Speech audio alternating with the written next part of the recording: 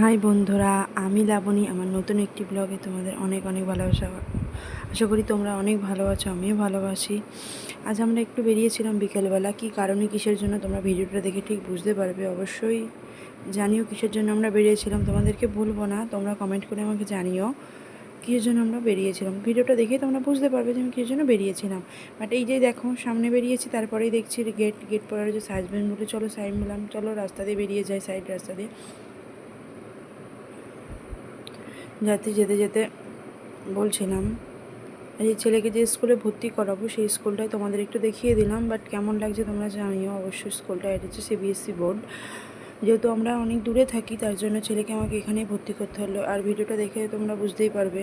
তোমরা অবশ্যই কমেন্ট করে, আমি কিন্তু বারবার বলছি, জানিও যে কিসের জন্য বেরিয়েছি। যাওয়া ছেলের সামনে বার্থডে, ছেলেকে তো অবশ্যই কিছু গিফট করতে হবে, তার জন্যে। তারপর সেই দোকান থেকে ঘোরা হলো, জিনিসটা দেখা হলো। দেখার পরে বেরোলাম নেক্সট দোকানে। সেই দোকানে ক্লিপটা তোমাদের না দেখানো হয়নি, নেওয়াও হয়নি আমার।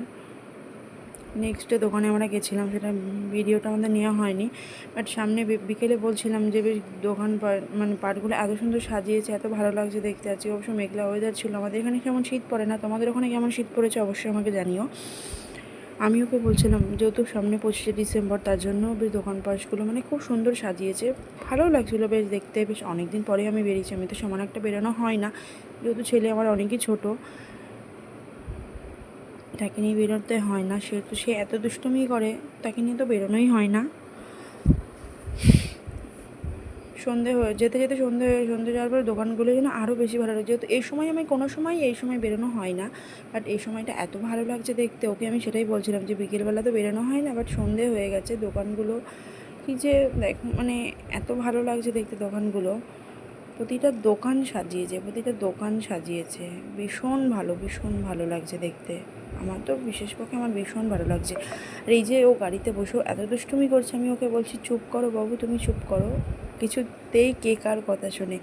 আপনাদের বাড়িতে এরকম বিচ্ছু যদি থাকে বলেন। তারপরে গাড়ি থেকে নামার পরে ও বললো একটু রোল খাবে, তো আমি বললাম চলো খাওয়া হয়ে যাক। ওনারা না বিহার থেকে না ওনারা ব্যবসা করছে, দেখেন কি ভালো, তাই না? এখানে এসে ব্যবসা করছে, যেহেতু এখানে ভাষা অন্যরকম, সব কিছু অন্যরকম, বেশ ভালো লাগছে দেখতে জিনিসটা।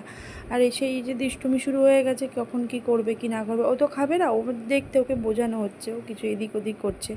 এই দেখেন, ও এত দুষ্ট, কোনো কিছু কেটে গেছে সেই জায়গাটায় ও সেটা খোঁড়াখুঁটি করছে, যে এখনও খোঁটাখুটি করছে, যে আমি ভিডিও করছি তাকাতে ও যে আমার সামনে বসে রয়েছে এখনও। তারপরে আমরা বেরিয়ে গেলাম ডিমার্ট থেকে ছেলের জন্য কিছু, ছেলেরই উপলক্ষে কিছু কেনাকাটি করলাম।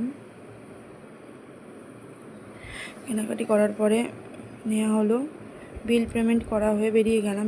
এবার বাড়ি থেকে আসার পথে আমরা বেরিয়েছি। রাত আরও যত অন্ধকার হয়ে গেছে, দোকানগুলো আরও বেশি ভালো লাগছে। রাস্তায় বেরিয়েছি, সন্ধ্যেও হয়ে গেছে, বেশ চিন্তাও হচ্ছে। ছেলেকে নিয়ে বেরিয়েছি যে মাথায় কিছু দিইনি, যেহেতু এখানে শীত যতই না পড়ুক একটু হালকা ঠান্ডা আছে, কিন্তু বুঝতে পারিনি যে এতটা সন্ধে হবে। তারপরে ও আরও তাড়াতাড়ি করছে, যে রাতে ওর নাইট ডিউটি আছে আজকে, ওই জন্য আরও প্রবলেম। টেনশানও হচ্ছে যে টাইমের মধ্যে পৌঁছতে হবে, ডিউটিতে জয়েন করতে হবে। ও গাড়ি চালাচ্ছে জোরে, আর আমি বলছি যে চিন্তা করো না, ঠিক টাইম মতো ঢুকে যেতে পারবে। তাও একটা রাস্তা ধরুন জ্যামের বিষয় আছে, সেটা নিয়েও ভীষণ ভয় লাগে, তাই না?